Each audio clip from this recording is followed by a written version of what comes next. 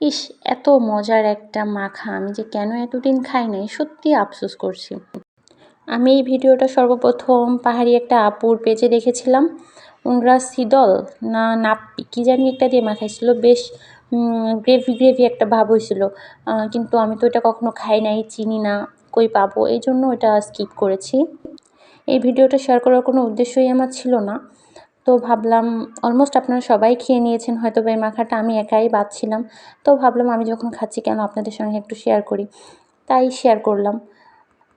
আমি এখানে শুকনা মরিচ পুড়িয়ে নিয়েছিলাম, আর হচ্ছে একটু চিনি, লবণ, বিট লবণ হলে বেশি ভালো হয়, আমার কাছে ছিল না তাই লবণ দিছি, তেঁতুল আর লেবুর পাতা।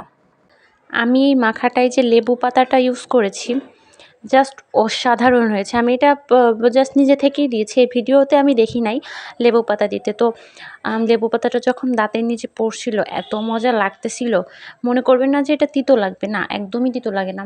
যখন দাঁতের নিচে পড়ে একটা অন্যরকম ফ্লেভার, ইস কী বলবো, যদি আপনারা একবার খেয়ে দেখেন তাহলে বুঝতে পারবেন। আমি যেভাবে মাখাটা করেছি আপনারা ঠিক এইভাবে মাখাটা করে দেখুন, আমার কথা আপনাদের অবশ্যই মনে করতে হবে। জাস্ট অসাধারণ হয়েছিল সত্যি।